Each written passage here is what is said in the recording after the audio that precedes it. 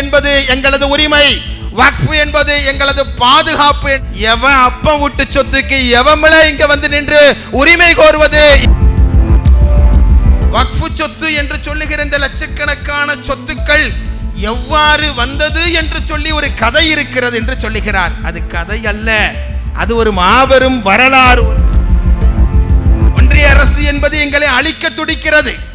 எங்களுடைய எதிரிகள் என்பவை 5M என்பதாக சொல்லுகிறார்கள். ஒரு M என்பது முஸ்லீம், இன்னொரு M என்பது மிஷனரி என்று சொல்கின்ற கிறிஸ்தவர்கள், இன்னொரு M என்பது மார்க்சிஸ்ட் என்று சொல்லுகிற மார்க்சியவாதிகள், இன்னொரு M என்பது மெக்காலைஸ்ட் என்று சொல்லுகிற கல்வியாளர்கள், இன்னொரு M என்பது மெட்டீரியலிஸ்ட் என்று சொல்லுகிற பெரியாரிஸ்டுகள் என்று சொல்லி இந்த ஐவரும் தான் எங்களுக்கு எதிரி என்று சொல்லி இலக்கை நிர்ணயித்துக் கொண்ட RSS இன்றைக்கு களமாடி கொண்டிருக்கிறது. தமிழகத்திலே, தென் தமிழகத்திலே அதிகமான படுக்கைகள் கொண்ட மிகப்பெரிய மருத்துவமனையை கொண்டது திருநெல்வேலியினுடைய அரசு மருத்துவமனை. அந்த திருநெல்வேலி அரசு மருத்துவமனைக்கு இடம் தேடி பெருந்தலைவர் காமராஜர் அவர்கள் சென்று கொண்டிருக்கின்ற தருணத்திலே 300 ஏக்கர் நிலத்தை வாருங்கள், நீங்கள் பொதுமக்களுடைய மருத்துவமனைக்காக நான் தருகிறேன் என்று சொல்லி அன்றைக்கு காதர் சாஹிப் என்பவர் கொடுத்த அந்த நிலம்தான் இன்றைக்கு இந்தியாவிற்கு பெருமை சேர்த்து கொண்டிருக்கிற பல கோடிக்கணக்கான மக்களுடைய உயிர்களை காத்து கொண்டிருக்கிற நிலம். அதோடைய வேல்யூன்னு இப்ப எவ்வளவுன்னு சொன்னா 60,000 கோடி ரூபாய் என்று சொல்லுகிறார்கள். ராணுவம், ரயில்வேவிற்கு அடுத்தபடியாக வக்ஃப் சொத்துக்கள் என்பவை அதிக நிலங்களை கொண்டவையாக இருக்கிறது. அதிலும் தமிழகத்திலே 2 லட்சம் ஏக்கர் நிலங்கள் அந்த வக்ஃப் சொத்துக்களின் கீழ் தமிழகத்திலே வருகிறது என்ற அடிப்படையில் இந்தியாவிலே 3வது அதிகமான வக்ஃப் சொத்தை கொண்ட மாநிலம் தமிழகம் என்ற உரிமையோடு தான் திருடுகிற திருட்டு சட்டத்தை இன்றைக்கு ஒன்றிய அரசு கொண்டு வந்திருக்கிறது என்பதை வெளிப்படையாகவே நாங்கள் குற்றம் சாட்டுகிறோம், கண்டனங்களை பதிவு செய்கிறோம். மார்ச் மாதம் 10ஆம் தேதி அல்ல, இந்த சட்டத்தை எப்பொழுது நாடாளுமன்றத்திற்கு கொண்டு வந்தாலும் இந்த சட்டம் ஒருபொழுதும் நிறைவேற்றப்படக்கூடாது. ஒருபொழுதும் இந்த சட்டத்தை நாங்கள் மதிக்க மாட்டோம், ஒருபொழுதும் இந்த சட்டத்தை நாங்கள் ஏற்க மாட்டோம். வக்ஃப் வாரியத்தில் இருக்கிற அதிகாரிகள் கேட்கிறார்களாம், தமிழக முதல்வர் தலைமையிலே நாங்கள் ஒரு நிதியளிப்பு நிவாரண முகாமை நாங்கள் நடத்த போகிறோம். அந்த கூட்டத்திற்காக வேண்டி வந்திருக்கிற முத்தவள்ளிகள் பஸ்ஸுக்கே காசு இல்லாமல் வந்திருக்கிறாங்க, சாப்பாட்டுக்கே வழி இல்லாமல் வந்திருக்கிறாங்க. ஒவ்வொருத்தரும் 5 லட்சம் ரூபாயை தாருங்கள் என்று கலெக்ஷன் செய்வதாக இன்றைக்கு குற்றச்சாட்டு எழுந்திருக்கிறது. வக்ஃப் வாரியம் இன்றைக்கு அது ஒரு வேஸ்ட் போர்டாக, வக்ஃப் போர்டு அல்ல, அது ஒரு வேஸ்ட் போர்டாக இன்றைக்கு மாறிக்கொண்டே இருக்கிறது. சீஃப் எக்ஸிகியூட்டிவ் ஆபீசர் என்று சொல்லுகிற வக்ஃப் வாரியத்திலே இருந்து ஒரு மூத்த IAS அதிகாரி, பணியில் இருக்கிற ஓய்வு பெற்றவர் அல்ல, பணியில் இருக்கிற ஒரு அதிகாரி இதை செய் என்று உத்தரவு போட வேண்டிய ஒரு அதிகாரி இல்லை. இப்பொழுது ஒரு அதிகாரி இருக்கிறார், தாரேஷ் அகமது என்கின்ற அதிகாரி. அவர் நமது துணை முதல்வருடைய அவரது உதவியாளராக இருக்கிறார். சிஎம் கூட பார்த்திடலாம், ஆனா வக்ஃபினுடைய CEO பார்க்க முடியாத அளவிற்கு பணிகளால், வேலை பளுவால் நிறைந்திருக்கிறார். ஆனால் அவர்தான் வக்ஃபினுடைய CEO என்றால் இதுக்கெல்லாம் தெரியும். சென்னையினுடைய அமைச்சர் தான் அண்ணன் சேகர் பாபு அவர்கள். என்றைக்கு தமிழ்நாட்டுடைய இந்து அறநிலையத்துறையினுடைய அமைச்சராக பொறுப்பேற்றாரோ அந்த நாள்ல இருந்து களத்தில் இறங்கி இந்து அறநிலையத்துறை கோயிலுடைய சொத்துக்கள் அத்தனையும் தானே ஃபீல்டில் போய் எல்லாவற்றை ஆக்கிரமிப்புகளை மீட்டு ஒவ்வொரு வருஷமும் நான் எத்தனை ஆக்கிரமிப்பு சொத்துக்களை மீட்டெடுத்தேன் என்று பட்டியல் வாசித்துக் கொண்டிருக்கிறார்.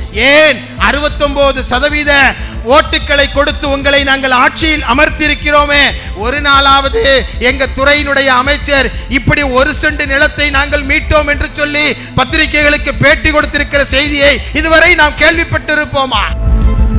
மீண்டும் இதுபோல ஒரு கூட்டத்திலே சென்னையிலே பங்கெடுப்போம். அந்த கூட்டம் என்பது வக்ஃப் சட்டம் நாடாளுமன்றத்திலே இல்லாமலாக்கப்பட்டது, தோற்கடிக்கப்பட்டது என்று சொல்லுகிற வெற்றி செய்தியை சொல்லுகிற வெற்றி விழாவாக அடுத்தபடியாக சிறப்புரை ஆற்றும்படி SDPI கட்சியின் தமிழ் மாநில தலைவர் அண்ணன் மதிப்புக்குரிய நெல்லை முபாரக் அவர்களை சிறப்புரை ஆற்றும்படி அன்போடு அழைக்கிறேன்.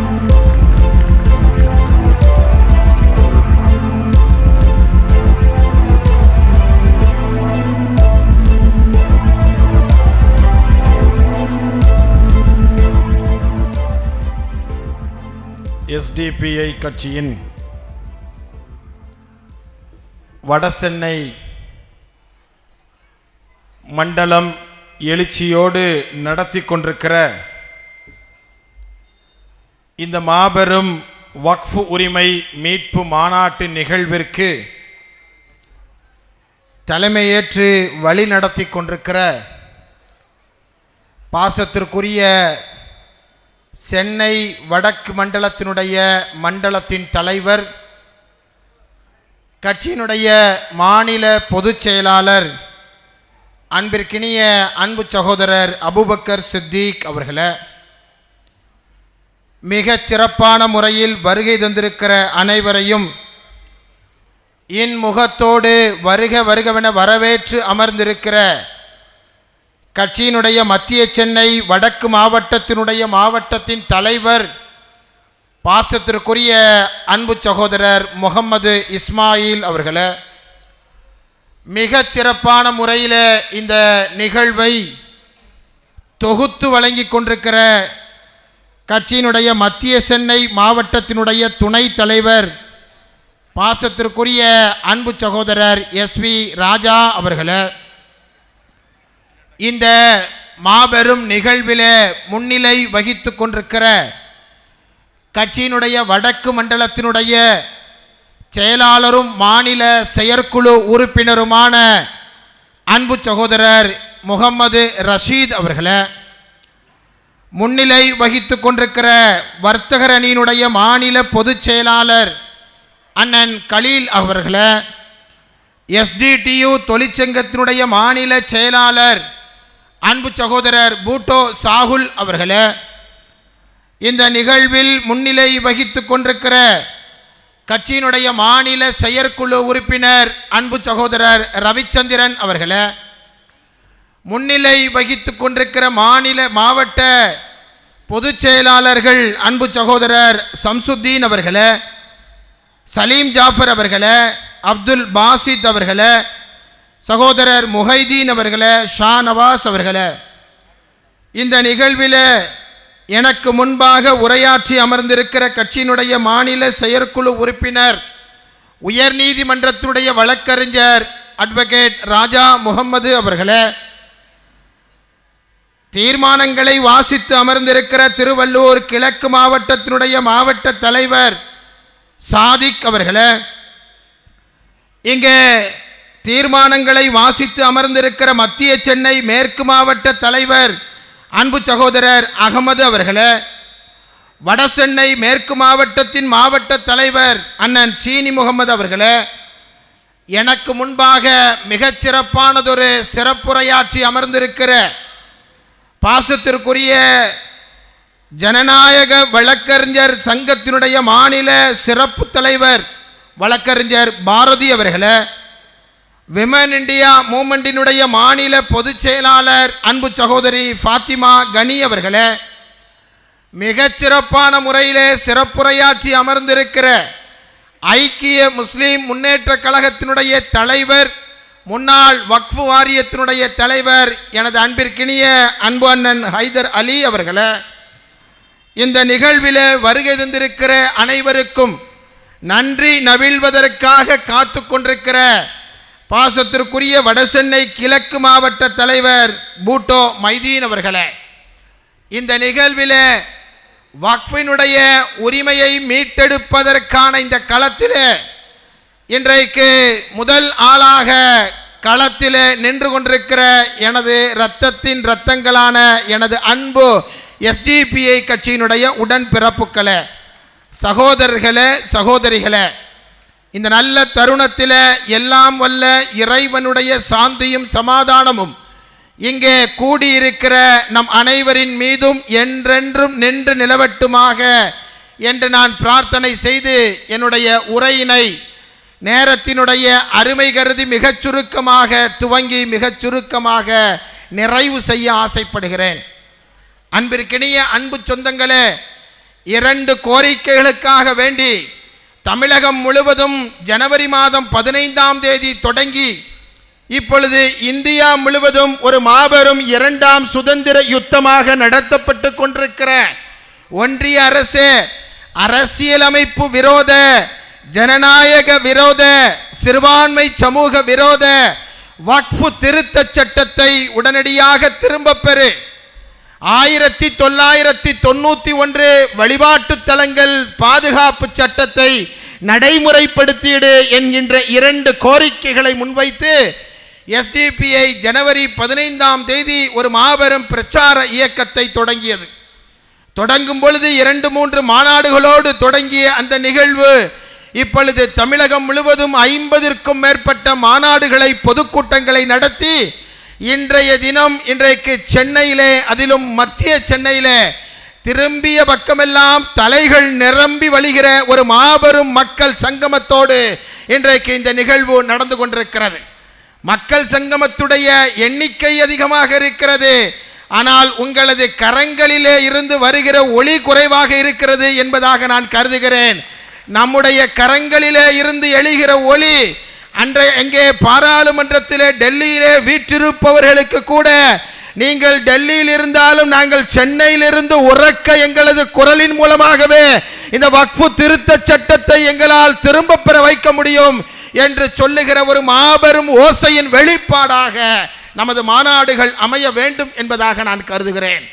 அன்பார்ந்த அன்பு சொந்தங்களே, எனக்கு முன்பாக பேசிய அத்தனை பேரும் வக்ஃபு சட்டத்தினுடைய ஆபத்து என்ன என்பதையெல்லாம் அவர்கள் வார்த்தைகளால் வடிக்கவில்லை, அவர்கள் படம் போட்டு காட்டிவிட்டார்கள் என்கின்ற சொல்கின்ற அளவிற்கு இந்த நாட்டிலே வக்ஃபு சட்டம் ஏற்படுத்த போகின்ற தாக்கம் என்ன என்பதை மிக அற்புதமாக சொல்லி காட்டியிருக்கிறார்கள். அன்பு சொந்தங்களே, மிகப்பெரிய மாநாட்டின் வாயிலாக நானும் சொல்லிக்கொள்ள விரும்புவது என்னவென்று சொன்னால், வக்ஃபு சட்டம் என்பது ஏதோ நாட்டிலே ஒரு நிலத்திற்காக, இடத்திற்காக, செண்டு நிலத்திற்காக நடைபெறுகிற அல்லது ஏக்கர் கணக்கான நிலங்களுக்காக நடைபெறுகிற போராட்டம் அல்ல. மாறாக நிலம் என்பது என்னுடைய உரிமை. அதோடு சேர்ந்து இந்த நாட்டிலே வாழுகிற சிறுபான்மை மக்களை, அவர்களை அடிமைப்படுத்துகிற இன அழித்தொழிப்பு நடவடிக்கையினுடைய ஒரு பகுதி என்பதாக நாம் புரிந்து கொள்ள வேண்டும் என்று நான் மீண்டும் உங்களிடத்திலே சொல்லிக் கொள்வதற்கு கடமைப்பட்டிருக்கிறேன். வக்ஃபு சொத்து என்பது அண்ணன் முன்னாள் வக்ஃபு வாரிய தலைவர் சொல்லி காட்டியது போல இந்தியாவிலே ஏறத்தாழ 8 லட்சம் ஏக்கர் வக்ஃபுக்கென்று சொந்தமான நிலங்கள் இருக்கிறது. அந்த 8 லட்சம் ஏக்கர் சொத்துக்கள் என்பவை இந்தியாவிலே 3வது அதிக சொத்துக்களை கொண்ட இராணுவம், ரயில்வேவிற்கு அடுத்தபடியாக வக்ஃபு சொத்துக்கள் என்பவை அதிக நிலங்களை கொண்டவையாக இருக்கிறது. அதிலும் தமிழகத்திலே 2 லட்சம் ஏக்கர் நிலங்கள் அந்த வக்ஃபு சொத்துக்களின் கீழ் தமிழகத்திலே வருகிறது என்ற அடிப்படையில் இந்தியாவிலே 3வது அதிகமான வக்ஃபு சொத்தை கொண்ட மாநிலம் தமிழகம் என்ற உரிமையோடு தான் இன்றைக்கு இந்த போராட்டம் இன்றைக்கு இங்கே நடத்தப்பட்டு கொண்டிருக்கிறது. வக்ஃபு சட்டத்தின் மூலமாக அல்லது வக்ஃபு திருத்த சட்டம் என்று சொல்லுகிறார்கள். நான் எல்லா மாநாட்டிலும் தொடர்ந்து குறிப்பிட்டு வருகிறேன், இது வக்ஃபு திருத்த சட்டம் அல்ல, மாறாக வக்ஃபு சொத்துக்களை திருடுகிற திருட்டு சட்டத்தை இன்றைக்கு ஒன்றிய அரசு கொண்டு வந்திருக்கிறது என்பதை வெளிப்படையாகவே நாங்கள் குற்றம் சாட்டுகிறோம், கண்டனங்களை பதிவு செய்கிறோம். காரணம் இருக்கிறது.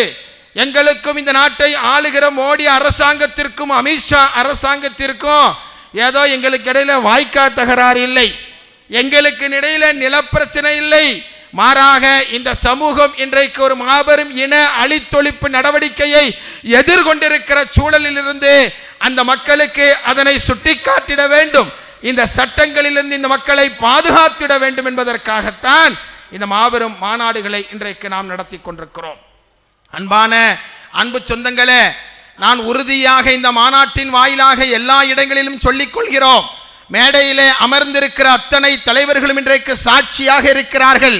வரவிருக்கிற மார்ச் மாதம் 10 இந்த சட்டத்தை மீண்டும் நாடாளுமன்றத்திலே நிறைவேற்றுவதற்காக வேண்டி ஒன்றிய அரசு கொண்டு வரவிருக்கிறது என்கிற செய்திகள் வந்து கொண்டிருக்கிறது.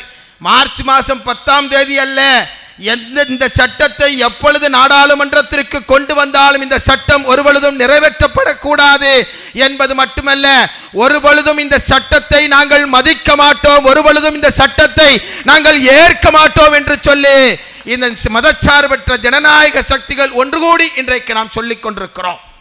ஏன், இது வெறும் முஸ்லிம்களுக்கு மட்டும் எதிரான சட்டம் இல்லை, இது ஏதோ ஒரு சமூகத்திற்கு மட்டும் எதிரான சட்டம் இல்லை, ஒட்டுமொத்த இந்தியாவினுடைய சிறுபான்மை சமூகத்திற்கும் அரசியலமைப்பு சட்டத்திற்கும் எதிரான சட்டமாக இந்த சட்டம் இருக்கிறது. எனவேதான் இவ்வளவு இரண்டாம் சுதந்திர யுத்தம் என்று வர்ணிக்கிற அளவிற்கு எவ்வாறு சிஏஏ, என்பிஆர், என்ஆர்சிக்கு எதிராக ஒரு இரண்டாம் சுதந்திர யுத்தம் இந்தியாவிலே நடத்தப்பட்ட அந்த சட்டத்திற்கு எதிராக அறவழியிலான போராட்டத்தை நாம் நடத்தினோமோ, அதுபோல இந்த வக்ஃபு திருத்த சட்டத்திற்கு எதிராக மாபெரும் போராட்டங்கள் இந்த நாட்டிலே நடந்து கொண்டிருக்கிறது. பொழுதும் நாங்கள் அந்த வக்ஃபு சட்டத்தை ஏற்றுக்கொள்ள மாட்டோம். வக்ஃபு என்பது எங்களது உரிமை, வக்ஃபு என்பது எங்களது பாதுகாப்பு என்று சொல்லி முழங்கி இந்த போராட்டங்கள் நடைபெற்று வருகிறது. இந்த சட்டத்தினுடைய ஆபத்துகளாக பல விஷயங்களை குறிப்பிட்டார்கள். நான் எல்லா கூட்டங்களிலும் தொடர்ந்து சொல்லி வருகிறேன். இந்த சட்டத்திலே ஏதோ ஒன்றோ இரண்டு ஷரத்துக்கள் ஆபத்தானது என்பதாக நாம் சொல்லி அந்த பிரிவினை நீக்கினால் நாங்கள் இந்த சட்டத்தை ஏற்றுக்கொள்கிறோம் என்று ஒரு கண்டிஷன் இருக்கிறதா என்று கேட்டால் இல்லை. இந்த ஒட்டுமொத்த சட்டமும் அது குப்பையில் வீசி எறியப்பட வேண்டிய சட்டம், ஒட்டுமொத்த சட்டமும் இந்த நாட்டினுடைய கடலில் எறியப்பட வேண்டிய சட்டம் என்று சொல்லி அந்த சட்டமே கூடாது என்று தான் சொல்லுகிறோம். எனவேதான் இந்த சட்டத்தில் இருக்கிற ஷரத்துகளுக்கு உள்ளே சென்று எங்கேயும் நாம் விவாதிப்பதில்லை. அப்படி பார்த்தால் ஒன்று நல்லதாக ஒன்று கெட்டதாக தெரியலாம். ஆனால் அடிப்படையில் இந்த சட்டம் 8 லட்சம் ஏக்கர் சொத்துக்களையும் கொள்ளையடித்து இந்த சமூக மக்களை அனாதைகளாக, நிர்கதியாக, பிச்சைக்காரர்களாக விடுவதற்கான முதல் ஏற்பாடு, அதன் மீது ஆர்எஸ்எஸ்னுடைய கொடியை ஏற்றுகிற ஏற்பாடு என்கின்ற உள்ளார்ந்த அர்த்தத்தோடு இதனை நாம் புரிந்து கொள்ள வேண்டும். இந்த வக்ஃபு சொத்துக்கள் நம்மை விட்டு சென்று விட்டால், வக்ஃபு திருத்த சட்டம் அமல்படுத்தப்பட்டு இந்த சொத்துக்கள் எல்லாம் நம்மை விட்டு சென்று விட்டால் இந்த நாட்டிலே வாழுகிற சிறுபான்மை சமூக மக்களுக்கு ஒரு மாபெரும் பொருளாதார பின்னடைவை அவர்கள் சந்திப்பார்கள். அவர்கள் மிகப்பெரிய கல்வியில் ஏற்கனவே குறைவாக இருக்கிற, தேசிய சராசரியை விட குறைவாக இருக்கிற முஸ்லிம்கள் மீண்டும் கல்வி கற்க முடியாத சூழல் ஏற்படும். அவர்களது தொழில் நிறுவனங்கள் இல்லாமலாக்கப்படும். இன்றைக்கு வக்ஃபு நிலங்களை சுற்றி குடியிருக்கிற, அதற்காக முறையான வாடகையை செலுத்தி குடியிருக்கிற அந்த மக்கள் எல்லாம் திடீரென அங்கிருந்து புல்டோசர் ராஜாக்களால் அகற்றப்படுகிற வாய்ப்புகள் ஏற்படும். எனவேதான் சுட்டி காட்டுகிறோம், பொருளாதார அடிப்படையில், கல்வி அடிப்படையில், நம்முடைய வசிப்பிட உரிமை அடிப்படையில் அத்தனைக்கும் குந்தகம் ஏற்படுகிற சட்டமாக அல்லது குந்தகம் ஏற்படுத்துகிற சட்டமாக இந்த சட்டம் இருக்கிறது என்று சொல்லி காட்டுகிறோம். இந்த சட்டத்திலே ஒரு பிரிவு சொல்லி காட்டுகிறது. இப்ப இருக்கிற சட்டத்தினுடைய பிரிவு 107 என்று சொல்வார்கள், 107 என்று சொல்வார்கள். இந்த சட்டத்தின் அடிப்படையில், இப்பொழுது இருக்கிற சட்டத்தின் அடிப்படையில் நீங்கள் ஒரு வக்ஃபு நிலத்தை ஒருவர் ஆக்கிரமித்து விட்டார் என்று சொன்னால், அது 10 வருடமாக ஆக்கிரமித்திருக்கிறார், 20 வருடமாக ஆக்கிரமித்திருக்கிறார், 30-50 வருடமாக ஆக்கிரமித்திருக்கிறார் என்று சொன்னாலும் கூட நீங்கள் நீதிமன்றத்திற்கு சென்று இப்பொழுது இருக்கிற வக்ஃபு சட்டத்தின் அடிப்படையில் 500-1000 வருடங்கள் கழித்து கூட நீதிமன்றத்திற்கு சென்று இந்த இடம் எங்களுக்கு வக்ஃபுக்கு சொந்தமானது என்று சொல்லி நீதிமன்றத்திலே போராடி பெற்றிட முடியும். அந்த உரிமையை இப்பொழுது கொண்டு வந்திருக்கிற வக்ஃபு சட்டம் இல்லாமலாக்குகிறது. அந்த உரிமையை இல்லாமலாக்குகிறது என்று சொன்னால் நீங்க எங்க போய் வழக்கு போடுவீங்க? ஒரு மாவட்ட ஆட்சித்தலைவருடைய கையில் அதிகாரம் கொடுப்பது என்பது எந்த வகையில் சரியாக இருக்கும்? பாபரி பள்ளிவாசலுடைய பிரச்சனைக்கு துவக்க புள்ளியாக அமைந்தது 1949 KK நையார் என்று சொல்லுகிற ஒரு மாவட்ட நீதிபதியாக, மாவட்ட ஆட்சித்தலைவராக இருந்த ஃபைசாபாத் மாவட்ட நீதிபதி தானே இன்றைக்கு இந்த ராமர் கோயில் பிரச்சனைக்கு அச்சாரமிட்டது என்பதை நாம் மறந்துவிடவில்லை. நீதிமன்றங்களை நோக்கி செல்லுங்கள் என்று சொல்லி இந்த சட்டம் சொல்லியிருந்தாலும் கூட லாஜிக்கலி அது ஏற்றுக்கொள்ளலாம் என்று சொல்லலாம். இல்லை, நீதிமன்றத்திற்கு செல்லக்கூடாது, அருகில் இருக்கிற வக்ஃபு ட்ரிபியூனலுக்கு செல்லக்கூடாது, எங்கேயும் செல்லக்கூடாது, ஆட்சித்தலைவரிடத்தில் செல்ல வேண்டும் என்று சொல்வது அநியாயத்திலும் அநியாயம் இல்லையா? 12 வருஷம் நீங்கள் ஒரு இடத்தை நீங்கள் அனுபவித்து விட்டால், வக்ஃபு இடத்தை அனுபவித்து விட்டால், அதுக்கப்புறம் அந்த இடத்தை நீங்கள் உங்களுக்கு சொந்தமாக நீங்கள் கிளைம் பண்ணலாம் என்று சொல்வது எந்த வகையில் நியாயம்? வக்ஃபு சொத்துக்களை பொறுத்தவரை ஒன்ஸ் வக்ஃப் என்பது ஆல்வேஸ் வக்ஃப் என்று சொல்வார்கள். ஒரு முறை இது இறைவனுக்காக, மார்க்க பணிகளுக்காக என்று நினைத்து நியத்து வைத்து அவர் அதை வழங்கிவிட்டார் என்று சொன்னால் கொடுத்தவரே கூட அதனை திரும்ப கேட்க முடியாது. நான் தான் கொடுத்தேன், இப்போ எனக்கு வேற எண்ணம் இருக்கிறது, எனக்கு அந்த இடத்தை தாருங்கள் என்று 1 இன்ச் நிலத்தை கூட ஒருவராலும் திரும்ப பெற முடியாது. அப்படி வலுவாக இறைவனுக்காக இந்த சமூகத்திற்காக வழங்கப்பட்ட சொத்துக்களை அபகரிப்பதற்கு எங்கோ இருந்து ஒரு சட்டத்தை ஒரு மாவட்ட ஆட்சித்தலைவர் மூலமாக கொண்டு வந்தால் இந்த சட்டத்திற்கு கட்டுப்படுவதை விட எவன் அப்பம் விட்டு சொத்துக்கு எவமல இங்க வந்து நின்று உரிமை கோருவது என்று எங்க ஊர் பாஷையில சொல்ல வேண்டியது வரும். அதுதானே வரும். யார் சொத்துக்கு யார் உரிமை கொண்டாடுவது? இது எங்களுடைய தாத்தா முப்பாட்டன் தந்த சொத்து, அங்கிருந்து எங்களுக்கு வந்த சொத்து, இந்த நாட்டுடைய மன்னர்களால் வழங்கப்பட்ட சொத்து, ஆற்காடு நவாபுகளால் வழங்கப்பட்ட சொத்து என்று 8 லட்சம் ஏக்கர் சொத்துக்களை அபகரிப்பவர்கள் அல்ல. 1 இன்ச்சு நிலத்தை கூட உங்களுக்கு நாங்கள் விட்டுத்தர மாட்டோம் என்று சொல்லுவதற்காகத்தான் இந்த மாநாட்டை இன்றைக்கு நாம் நடத்தி கொண்டிருக்கிறோம். 1 இன்ச்சு இடம் கூட கிடையாது. 1 இன்ச்சு இடத்தை கூட நான் விட்டு தர மாட்டேன் என்று சொல்லி யோகி சொல்லுகிறார். உத்தரப்பிரதேசத்துடைய யோகி அங்கு இருக்கிற வக்ஃபு இடங்கள் எல்லாம் அங்கே ஆக்கிரமிக்கப்பட்டிருக்கிறது. எனவே 1 இன்ச்சு ஆக்கிரமிக்கப்பட்ட இடத்தையும் நான் விட்டுக் கொடுக்க மாட்டேன் என்று சொல்லுகிறார். உலக நீதிமன்றத்திற்கு சென்றால் கூட வக்ஃபு சொத்துக்கள் என்பவை யாரையாவது ஆக்கிரமித்து வாங்கப்பட்டது கொடுக்கப்பட்டது என்று யாராலும் சொல்ல முடியுமா? நிச்சயமாக சொல்ல முடியாது. எனவே அவர்களுக்கு புரிகிற வகையில் சொல்லுகிறோம். இந்த நிலங்கள் என்பவை, இந்த இடங்கள் என்பவை அது இறைவனுக்கு சொந்தமானது. உங்கள் பாஷையில் சொல்வதாக இருந்தால் சிவன் சொத்து குலநாசம் என்று சொல்வதை போல இது மிகப்பெரிய நாசத்தை உருவாக்கிவிடும். எனவே இந்த சட்டத்தில் இருந்து நீங்கள் விலகிக் கொள்ளுங்கள் என்று சொல்லுகிற மாநாடுகளைத்தான் இன்றைக்கு நாம் நடத்தி கொண்டிருக்கிறோம். இது புரியாம இன்னைக்கு திராவிட முன்னேற்ற கழகத்தினர் கூட, அதனுடைய நிர்வாகிகள், இப்பொழுதைய எம்பி ஆராசா போன்றவர்கள் கூட வக்ஃபு சொத்து ஒரு விவாதத்தில் பேசும் பொழுது சொல்லுகிறார், வக்ஃபு சொத்து என்று சொல்லுகிற இந்த லட்சக்கணக்கான சொத்துக்கள் எவ்வாறு வந்தது என்று சொல்லி ஒரு கதை இருக்கிறது என்று சொல்லுகிறார். அது கதை அல்ல, அது ஒரு மாபெரும் வரலாறு. ஒரு வரலாற்றை கூட கதை என்று அறிந்தவர்கள் கூட எப்படி சொல்ல முடிகிறது என்று எனக்கு தெரியவில்லை.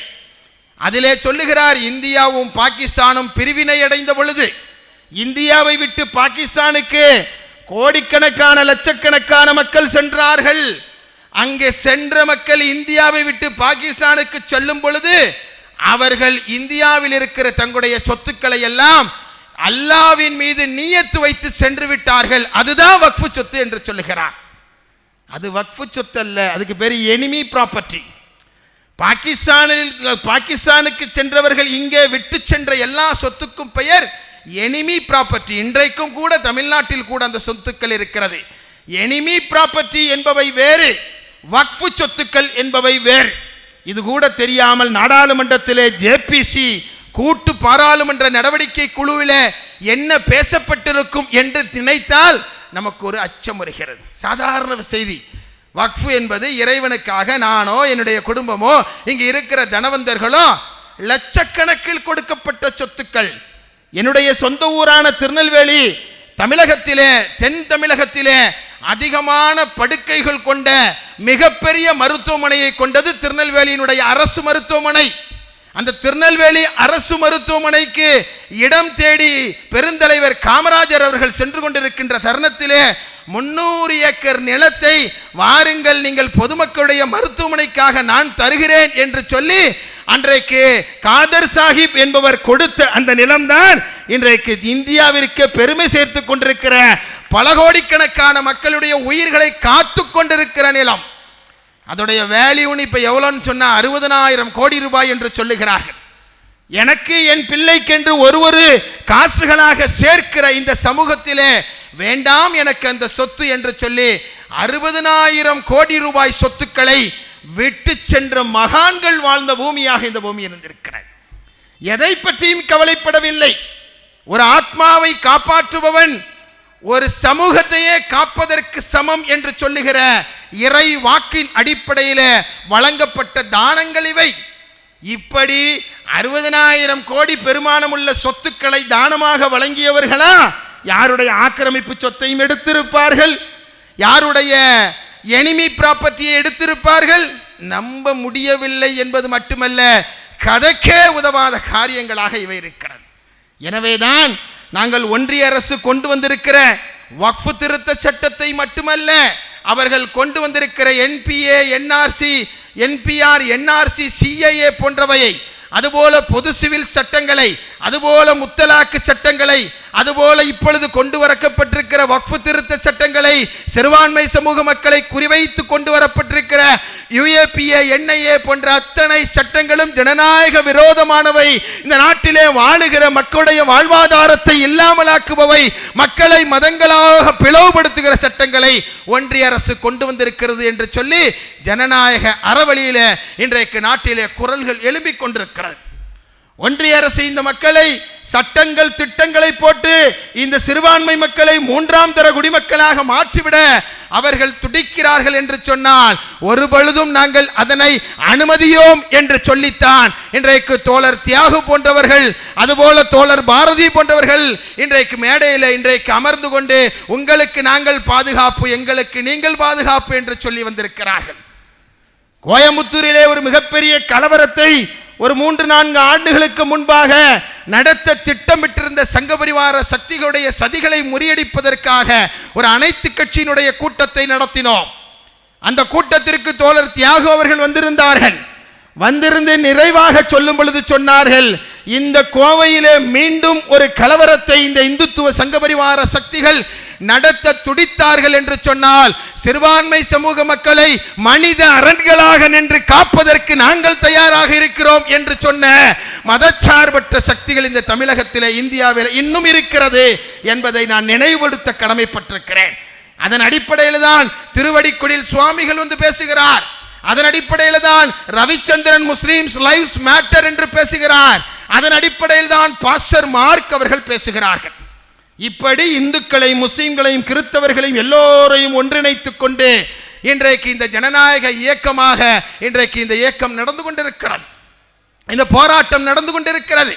இந்த சூழலிலே ஒன்றிய அரசு கொண்டு வந்திருக்கிற சட்டம் எவ்வளவு ஆபத்தானது என்று சொல்லுகிறோமோ அதுபோல ஒன்றிய அரசினுடைய அந்த பிடிகளுக்குள் சிக்காமல் தமிழகத்துடைய வக்ஃபு சொத்துக்களை பாதுகாப்பது, தமிழகத்துடைய சிறுபான்மை முஸ்லிம்களுடைய உரிமையை பாதுகாப்பது தமிழகத்திலே ஆளுகிற சமூக நீதி அரசினுடைய கடமை என்றும் நாங்கள் சொல்லுகிறோம். ஒன்றிய அரசு என்பது எங்களை அழிக்க துடிக்கிறது. எங்களுடைய எதிரிகள் என்பவை 5M என்பதாக சொல்லுகிறார்கள்.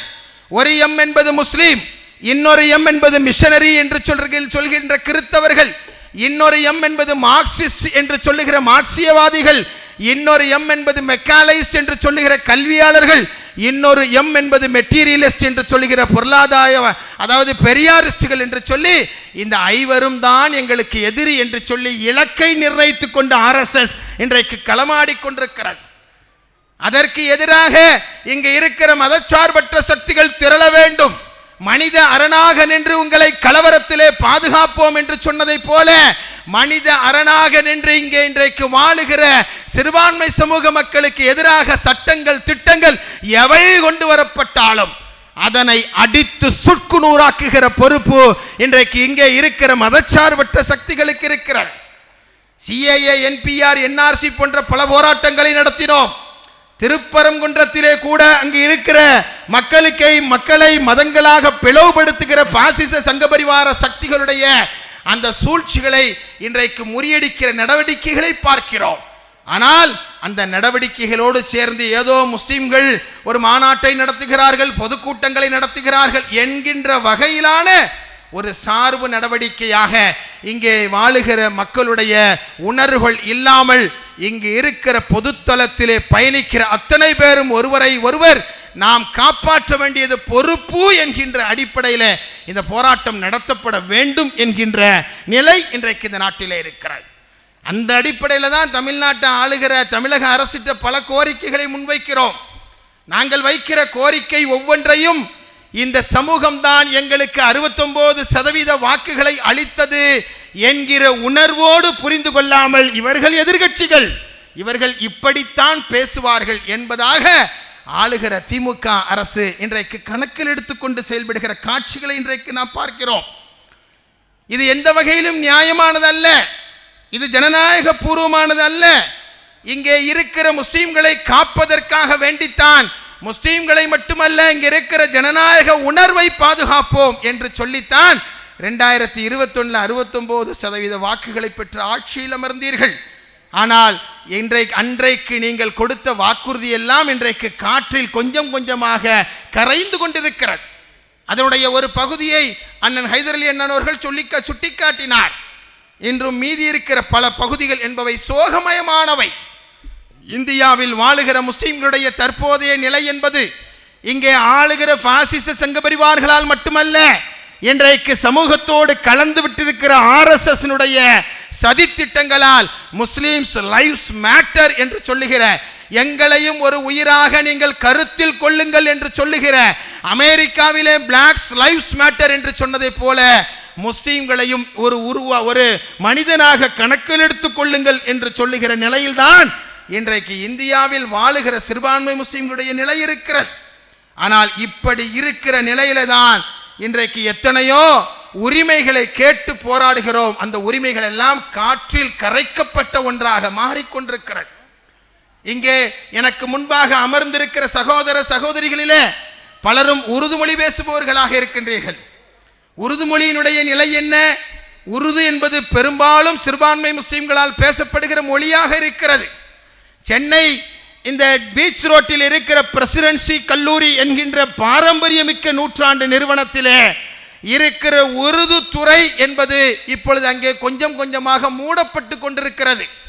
அங்கே இருக்கிற பேராசிரியர்களுக்கு போதுமான சம்பளம் கொடுக்கப்படாததால், காலியான பேராசிரியர் பணிகள் நிரப்பப்படாததால் இன்றைக்கு பிரசிடென்சி கல்லூரியில உருது மொழி துறை என்பதே கொஞ்சம் கொஞ்சமாக அழிந்து கொண்டிருக்கிறது. யார் இதற்கு பொறுப்பேற்க வேண்டும்? உயர்கல்வித்துறைக்கு பொறுப்பேற்றிருக்கிற தமிழகத்துடைய அமைச்சர் அல்லவா இதற்கு பொறுப்பேற்க வேண்டும். இதுவரை திரும்பி கூட பார்க்கவில்லை. எத்தனையோ கோரிக்கைகளை வழங்கி இருக்கிறோம், இதுவரை அவர்கள் திரும்பி பார்க்கவில்லை. அதுபோல நான் எல்லா கூட்டங்களிலும் தொடர்ந்து சொல்லி வருகிறேன், இங்கே வாழுகிற சிறுபான்மை சமூக மக்களை நாங்கள் பாதுகாக்கிறோம் என்று மட்டும் இந்த அரசு சொன்னால் போதாது. இங்கே வாழுகிற சிறுபான்மை மக்களை நாங்கள் நாட்டை விட்டு அப்புறப்படுத்துவோம் என்று சொல்லுகிற பாஜகவினுடைய நடவடிக்கைக்கு எதிர் நடவடிக்கையாக சிறுபான்மை சமூக மக்களை சக்திப்படுத்துகிற நடவடிக்கையும் ஒரு அரசிடம் இருந்துதான் வர வேண்டும். அந்த அரசில் இங்கே இருக்கிற TNPSC உறுப்பினராக ஒரு முஸ்லீமை கொண்டு வாருங்கள் என்று 4 ஆண்டுகளாக கேட்கிறோம். 2 கிறிஸ்தவ சமூகத்தை சேர்ந்தவர்கள் மொத்தம் 6 பேர் இருக்கிறார்கள். 13 பேர் இருக்க வேண்டிய குழுவில் வெறும் 6 பேர் மட்டும் இருக்கிறார்கள். எங்களையும் பேருக்கு ஒருவராக சேர்த்துக் கொள்ளுங்கள் என்று சொல்லுகிறோம். இதுவரை இந்த அரசினுடைய காதிலே இது விழவே இல்லை. அது மட்டுமா, சிறுபான்மை சமூகத்தின் சார்பில் இன்றைக்கு காவல்துறையிலோ அல்லது வருவாய்த்துறையிலோ பணி செய்கிற TPS என்கின்ற பட்டங்களை பெற்ற, தமிழ்நாடு போலீஸ் சர்வீஸ் போன்ற பட்டங்களை பெற்றிருக்கிற சிறுபான்மை அந்த காவல் அதிகாரிகளை, வருவாய் அதிகாரிகளை IAS IPS என்கின்ற கன்ஃபர்ட் IAS ஆக ஆக்குங்கள், கன்ஃபர்ட் IPS ஆக ஆக்குங்கள். ஒரு மாநில முதலமைச்சர் நினைத்தால் நடக்கும் என்று தொடர்ந்து சொல்லிக் கொண்டிருக்கிறோம். இந்த ஆட்சி தொடங்கிய காலத்திலிருந்து ஒரு முஸ்லீம் IAS IPS கன்ஃபர்ட் கூட இதுவரை நாம் பார்க்கவில்லை. தமிழ்நாட்டிலே இருக்கிற IIT இயக்குனர் காமகோடி என்பவர் குடிக்கிற மாட்டினுடைய கோமியத்தில் தான் நோய்க்கு சிறந்த மருந்து இருக்கிறது என்று சொல்லுகிற ஒருவர் இந்தியாவினுடைய IIT துணைவேந்தராக, டைரக்டராக, இயக்குனராக வந்திருக்கிறார். அப்படி வந்திருக்கிற அந்த டைரக்டர்கள் எல்லாம் இன்றைக்கு அவர்கள் IIT-யை அலங்கரிக்கிறார்கள். ஆனால் தமிழகத்தில் இருக்கிற எந்த பல்கலைக்கழகத்திலும், பாரதிதாசன் யூனிவர்சிட்டி, பாரதியார் பல்கலைக்கழகம், மனோன்மணியம் சுந்தரனார் பல்கலைக்கழகம் என்று எத்தனையோ பல்கலைக்கழகங்கள் இருக்கிறது. ஒரு பல்கலைக்கழகத்திலும் ஒரு முஸ்லீம் வைஸ் சான்சலர் இதுவரை இந்த 4 ஆண்டுகளிலே வரவில்லை. இன்னும் சொல்வதாக இருந்தால், சென்னை பல்கலைக்கழகத்திலே பேராசிரியர் சாதிக் அவர்கள் துணைவேந்தராக இருந்த காலம் தொட்டு அதற்கு பின்பு ஒரு முஸ்லீம் பல்கலைக்கழக துணைவேந்தரும் வரவில்லையே, ஏன் என்று கேட்பதற்கு எங்களுக்கு கடமை இல்லையா? இதைத்தான் நாங்கள் கேட்கிறோம். 3.5% இடஒதுக்கீட்டை 5% உயர்த்தி தர வேண்டும் என்று நாங்கள் போராடுகிறோம். அது ஏதோ எங்களுக்கான ஆசை அல்ல, மாறாக இந்த சமூகத்தினுடைய இடஒதுக்கீடு என்பது நம்முடைய பிறப்புரிமை என்ற அடிப்படையில் போராட்டத்தை நடத்துகிறோம். இன்றைக்கு 7% உயர்த்தப்பட வேண்டிய அந்த இடஒதுக்கீடு இதுவரை கிடப்பில் கிடக்கிற காட்சிகளை இன்றைக்கு பார்க்கிறோம். சென்னையிலே அதற்காக வேண்டிய ஒரு போராட்டத்தை எஸ்டிபிஐ ஒருங்கிணைத்தால் காவல் அதிகாரிகள் சொல்லுகிறார்கள் தலைமை அதை விரும்பவில்லை என்று சொல்லுகிறார்கள். மாநிலத்தினுடைய தலைமை அதை விரும்பவில்லை, எனவே இந்த போராட்டங்களை நடத்தாதீர்கள் என்று சொல்லுகிறார்கள் என்று சொன்னால் எங்களுக்கு புரியல. சமூக நீதி அரசு என்று சொன்னால் வாலண்டியராக தன்னார்வமாக வந்து செய்ய வேண்டிய இந்த பணிகளை செய்கிற இயக்கங்களை கூட முடக்குவது என்பது என்ன வகையான சமூக நீதி என்று எங்களுக்கு தெரியவில்லை. அதோடு சேர்ந்து இன்றைக்கு வக்ஃபு போர்டினுடைய பராமரிப்பு அது மிக முக்கியமானது. வக்ஃபுடைய சோக கதை இருக்கு பாருங்க, அத மாதிரி ஒரு சோக கதை வேற எங்கேயுமே இருக்காதுங்க. வக்ஃபு போர்டுக்கு இன்றைக்கு தமிழ்நாடு முழுவதும் இருந்து இன்றைக்கு பிரச்சனைகளுக்காக வேண்டி இங்கே அருகில் இருக்கிற வக்ஃபு போர்டுக்கு வருகிறார்கள், வக்ஃபு வாரியத்திற்கு வருகிறார்கள்.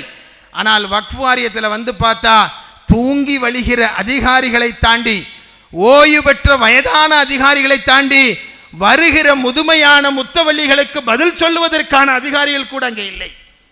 ஏறத்தாழ 100க்கும் அதிகமான அதிகாரிகள் அங்கே பணி செய்வதாக சொல்லுகிறார்கள். ஆனால் 100க்கும் அதிகமான அதிகாரிகள் பணி செய்கிற அவர்கள் ஆரோக்கியத்தோடு வருபவருடைய குறையை கேட்டு 2 லட்சம் ஏக்கர் சொத்துக்களை பாதுகாக்கிற இடத்தில் இருக்கிற இந்த வக்ஃபு வாரியம் என்கின்ற நிலையில் அந்த வக்ஃபு வாரியம் இல்லை. ஏன்?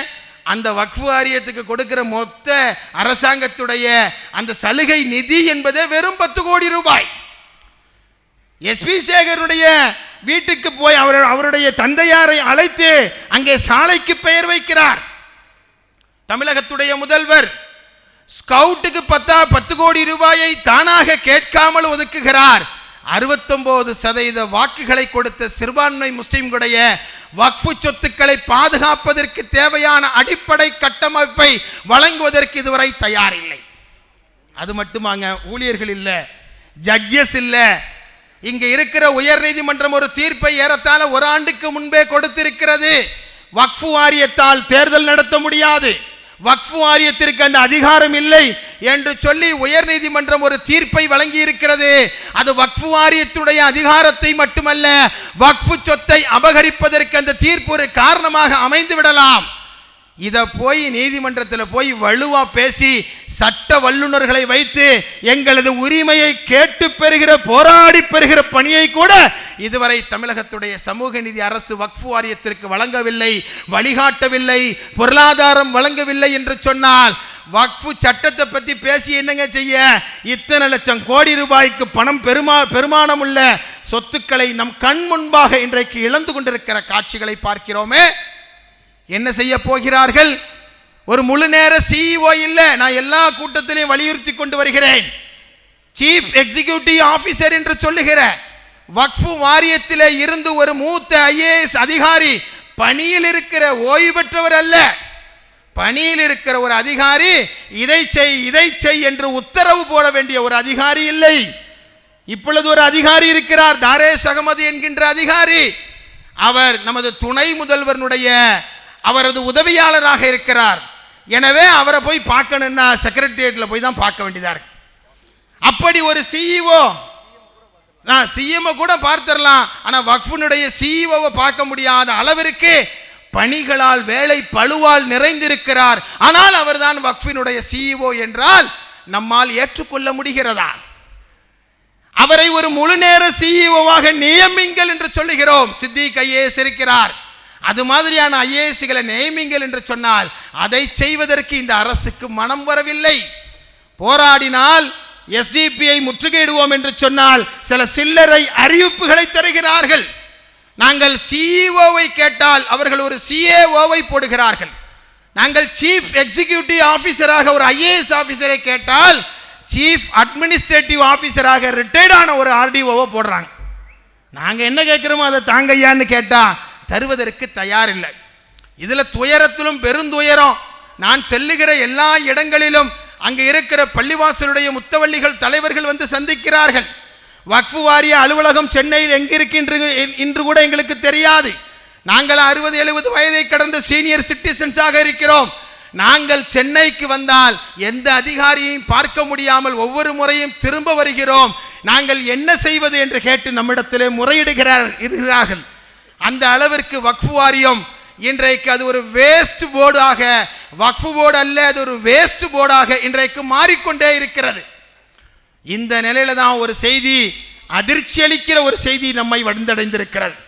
வரவிருக்கிற 1ஆம் தேதி தமிழகத்துடைய முதல்வர் தன்னுடைய 75வது பிறந்த நாளை கொண்டாடவிருக்கிறார். உண்மையிலேயே எல்லோரும் வாழ்த்துக்களை தெரிவித்துக் கொள்கிறோம். கொண்டாடவிருக்கிற அந்த பிறந்த நாளைக்கு அங்கே பழனியிலையும் திருநெல்வேலியிலையும் ராமநாதபுரத்திலையும் கன்னியாகுமரியிலிருந்து முத்தவள்ளிகள் வழக்கிற்காக அங்கே வருகிறார்கள் அல்லவா வக்ஃபோர்டுக்கு.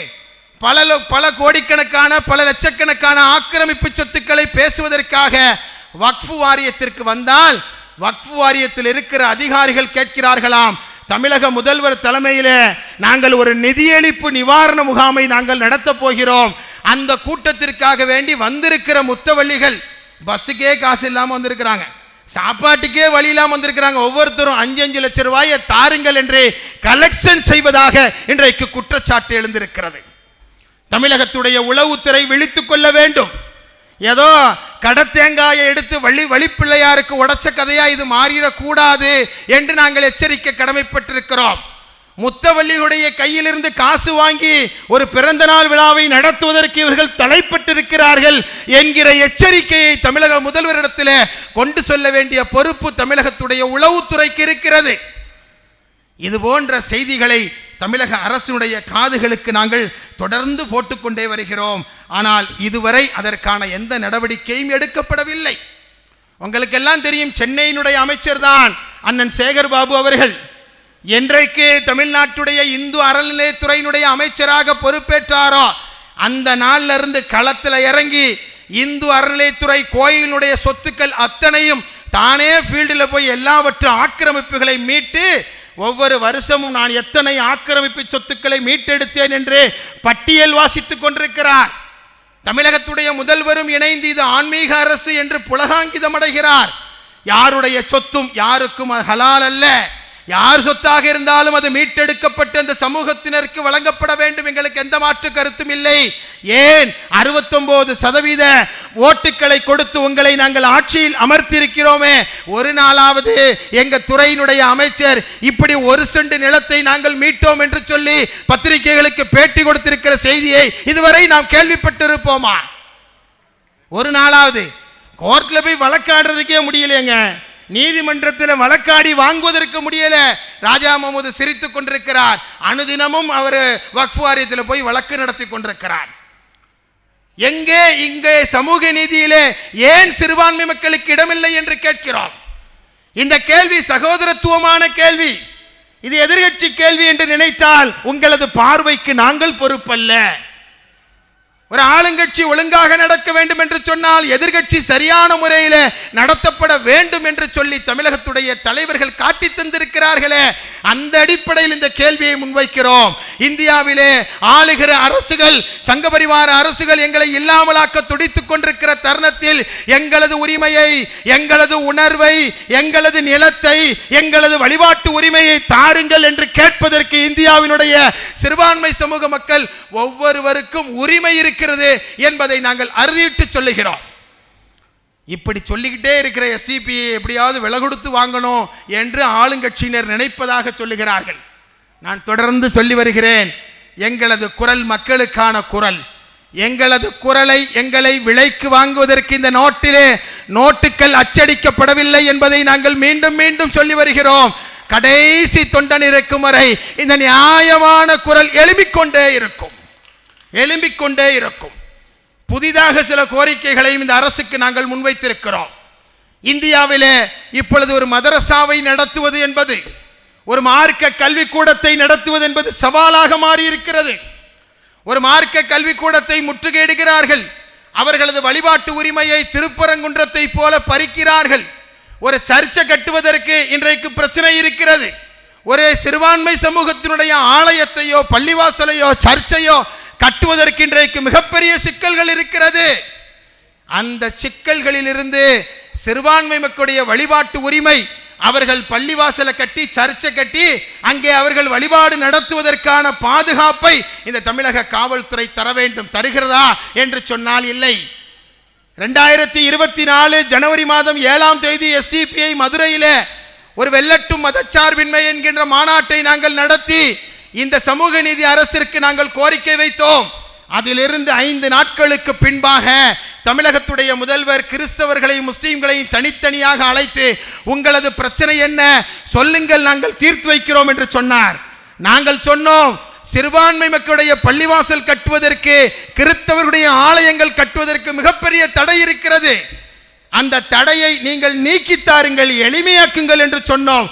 உத்தரவிடுகிறேன் என்று சொன்னார்.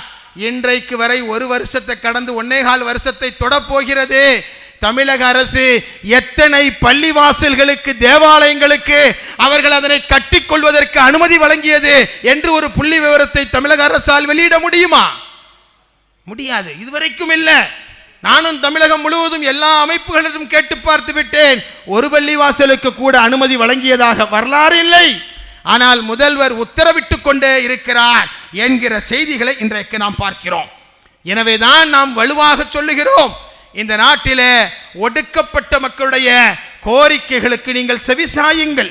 எங்களுக்கு ஏதோ வக்ஃபு பிரச்சனை மட்டும்தான் இருக்கு என்பது அல்ல, வக்ஃபு சட்ட திருத்தம் மட்டும்தான் இருக்கிறது என்பது அல்ல.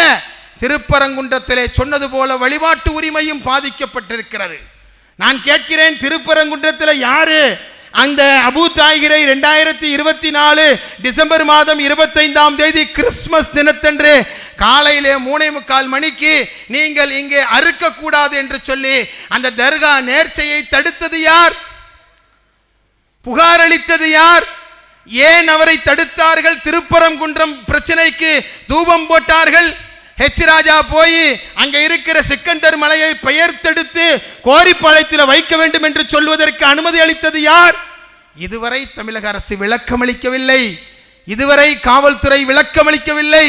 எங்களுக்கு வழிபாட்டு உரிமையை தாருங்கள் என்று கேட்டால் இல்ல அது பத்தி பிரச்சனையா என்பது எங்களுக்கு தெரியாது, அங்க போய் பிரியாணி தின்னதுதான் பிரச்சனை என்று சொல்லுகிறார்கள். பிரியாணி தின்றதுதான் பிரச்சனை என்று சொல்லி விஷயத்தை பூதாகரமாக்குகிறார்கள். அதை வைத்து ஒரு கலவர போராட்டத்தை நடத்திய ஹெச் ராஜா மீது வழக்கு பதிவு செய்த பின்பும் கூட இதுவரை அவரை கைது செய்யாமல் இருப்பது ஏன்? இதுதான் எங்களுக்கு இருக்கிற கேள்விகள். நாங்கள் தொடர்ந்து கேட்டுக்கொண்டே இருக்கிறோம், எங்களுக்கு பதில் சொல்லுங்கள் என்று சொல்லுகிறோம். ஆனால் எங்களை நீங்கள் ஒதுக்கிவிட்டே செல்லுகிறீர்கள். அமரனை பார்த்துவிட்டு பதில் சொல்லுகிற தமிழக முதல்வர் நாங்கள் கேட்கிற கேள்விக்கு மட்டும் ஏன் பதில் சொல்ல மறுக்கிறீர்கள்? நாங்கள் கேட்பது ஒன்றும் சலுகை அல்ல, நாங்கள் கேட்பது ஒன்றும் பிச்சை அல்ல. நாங்கள் ஜனநாயக உரிமையை நாங்கள் கேட்கிறோம். வழிபாட்டு உரிமை, வக்ஃபு உரிமை, இடஒதுக்கீடு உரிமை என்று சொல்லுகிற அத்தனையும் அரசியலமைப்பு சட்டம் எங்களுக்கு வழங்கிய உரிமைதானே ஒழிய நாங்கள் அரசியலமைப்பு சட்ட உரிமையிலிருந்து கிஞ்சிட்டும் நாங்கள் சலுகைகளை எதிர்பார்க்கவில்லை. சட்டத்திற்கு புறம்பாக சலுகைகள் தாருங்கள் என்று கேட்கவில்லை, சட்டத்திற்கு உட்பட்டு எங்களுக்கான உரிமையை தாருங்கள் என்று கேட்கிறோம். இந்த உரிமைக்காக வேண்டித்தான் குரல் எழுப்பிக் கொண்டிருக்கிறோம். எனவே எங்களை பாதிக்கிற, எங்களது உரிமைகளை, உணர்வுகளை பாதிக்கிற எந்த சட்ட திட்டங்களாக இருந்தாலும் ஜனநாயக அறவழி அடிப்படையில் அதனை நாங்கள் முறியடிப்போம், முறியடிப்போம், முறியடிப்போம் என்பதை நாங்கள் மீண்டும் மீண்டும் சொல்லிக் கொள்வதற்கு கடமைப்பட்டிருக்கிறோம். அந்த வகையில் ஒன்றிய அரசு வக்ஃபு திருத்த சட்டத்தை ஒருபொழுதும் நாடாளுமன்றத்திலே அதனை நடைமுறைப்படுத்த கூடாது. அவர்கள் அதை நடைமுறைப்படுத்த எத்தனிக்கிற அத்தனை வகையிலும் அதனை எதிர்க்கட்சி உறுப்பினர்கள் அதனை முறியடித்திட வேண்டும். 1991 வழிபாட்டு உரிமை சட்டத்தை உடனடியாக தமிழக அரசு திருப்பரங்குன்றம் போல உள்ள பகுதிகளுக்கு நடைமுறைப்படுத்த வேண்டும். சிறுபான்மை மக்களுடைய உணர்வுகளுக்கு, போராட்ட வழிமுறைகளுக்கு அனுமதி அளிக்க வேண்டும். மக்களை மதங்களாக பிளவுபடுத்த துடிக்கிற சங்கபரிவார சக்திகளுடைய செயல்பாடுகளுக்கு முடிவு கட்டிட தமிழக அரசு முன்வர வேண்டும் என்கிற எங்களது கோரிக்கைக்கு தமிழக அரசு செவிசாய்த்திட வேண்டும். முஸ்லிம் சமூகத்தை அவர்களை சக்திப்படுத்துவதற்கான, எம்பவர்மெண்ட் செய்வதற்கான நடவடிக்கைகளை இந்த சமூகம் கேட்கிற கோரிக்கைகளை உடனடியாக இந்த அரசு நிறைவேற்றி தந்திட வேண்டும். அதற்கு இந்த போராட்டம், அதற்கு இந்த மாநாடு, அதற்கு இங்கே உரையாற்றிய தலைவர்களுடைய உரை அதற்கு ஒரு காரணமாக அமையட்டும் என்று சொல்லி மீண்டும் ஒருமுறை நீண்ட காலத்திற்கு பின்பாக இந்த தெருவிலே இப்பொழுது நடைபெறுகிற பொதுக்கூட்டத்திலே நான் பங்கெடுத்திருக்கிறேன். மீண்டும் இதுபோல ஒரு கூட்டத்திலே சென்னையிலே பங்கெடுப்போம். அந்த கூட்டம் என்பது வக்ஃபு சட்டம் நாடாளுமன்றத்திலே இல்லாமலாக்கப்பட்டது, தோற்கடிக்கப்பட்டது என்று சொல்லுகிற வெற்றி செய்தியை சொல்லுகிற வெற்றி விழாவாக அந்த மாநாடு அமையட்டும் அமையட்டும் என்று சொல்லி மிகச்சிறப்பான மாநாட்டிற்கு ஏற்பாடு செய்த சென்னை வடக்கு மண்டலம், தெற்கு மண்டலம், இந்த மத்திய சென்னை மாவட்டம் உள்ளிட்ட இதற்காக பாடுபட்ட மாநில பொதுச் செயலாளர் உள்ளிட்ட அத்தனை பேருக்கும் என்னுடைய நெஞ்சார்ந்த நன்றியினை தெரிவித்துக் கொண்டு இந்த மாநாட்டிலே கலந்து கொண்ட எம்முடைய அருமை சொந்தங்கள் அத்தனை பேருக்கும் என்னுடைய நெஞ்சார்ந்த நன்றியை தெரிவித்துக் கொண்டு வாய்ப்புக்கு நன்றி கூறி விடைபெறுகிறேன். நன்றி.